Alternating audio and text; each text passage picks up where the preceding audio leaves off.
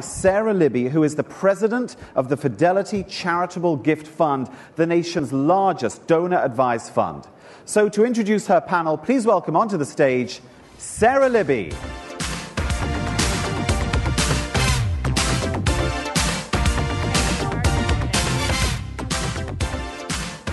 Hello, everyone.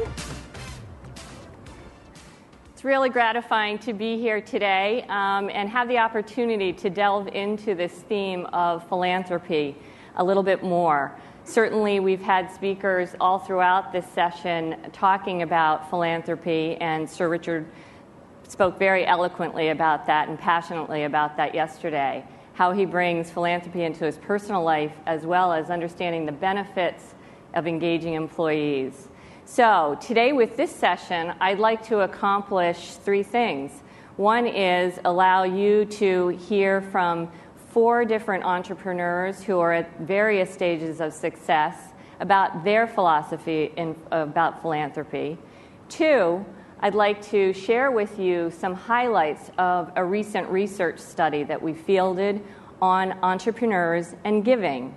And then 3rd, I certainly want to make sure we leave ample time for all of you to benefit from having the opportunity to ask these entrepreneurs your questions and gain more insights. So with that, why don't I introduce my panelists? I'd like to introduce first Cecilia Dahl. She is the co-founder and president of Smart Destinations and is what I think she describes as still growing her business. Next, I have Jeff Taylor. He is the founder of Monster.com, and today he's spending his time nurturing 3 new startups, Eons.com, Meetu.com, and Tributes.com. Next, I have Laurie Cunnington. She is founder and president of Williston Oil Company and the 2006 winner of the E&Y Entrepreneur of the Year Award. And then I have Peter Paul joining us today. He's founder and president of Headlands Asset Management and the 1999 winner of the Entrepreneur Year Award here for E&Y. So thank you for joining me, and let's get started. So I thought I'd start with a question that would allow us to get to know each of you a little bit better and just something about you. And Laurie, I'm going to start with you. Your philanthropy seems to take you all over the world. I think focusing on developing countries in Africa and South America. And tell us a little bit about how you got started, what gravitated you in that direction. Okay. Well, first of all, I want to thank Ernst & Young and Fidelity for doing this. I think this is just such a great opportunity for all of us and everyone in the audience. How I got started is I really saw the suffering. I went on a trip to Africa, and I saw the suffering. And for me, it's all about this. It's $2. And half the world is living on less than $2 a day. I think, could I do it? Could I keep my pretty life with my car, my home, my clothes, and all the things I like, but only one thing changes, and that is that I would live like half the world on $2 a day. I think, how long would I last? And so that really challenges me. That gives me the heart to know that I have to do something. I'm called to do something, just like each of you are called to do something. Was there just a particular moment that occurred where you latched on to a particular philosophy for your philanthropy? When I was younger, I always thought that you should give quietly, that no one should really know what you're doing because you should be modest about what you give. But I have changed that totally, and people know what we do. People walk with us. Our friends help us. We just... Right now in the Sudan, there's a genocide going on, and that just should make each one of us just break our hearts and think, what can we do? So my friends now, because we are open about this, we've just drilled 18 wells in the Sudan, Could not have done it by myself, but because everyone joined me, we were able to do that. And I think being out there and taking a leadership position, just like we do in our business, that people follow.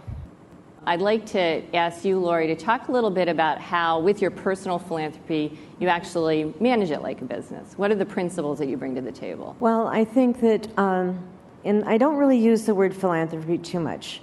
I like the word of just helping or seeing a need, just like we do in business. So for me, even when you walk into my office, I have a picture of a woman that I met in Uganda. Her name is Ida. And she's an entrepreneur just like I am. But her business is she's got a banana plantation.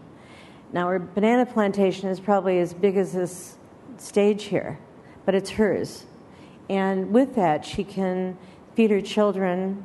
With that, she can send her children to school.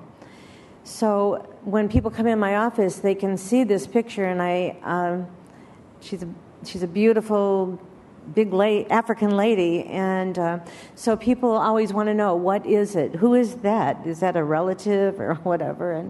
And so it's just opportunities that I have at the office that I can tell my story, as Jeff said.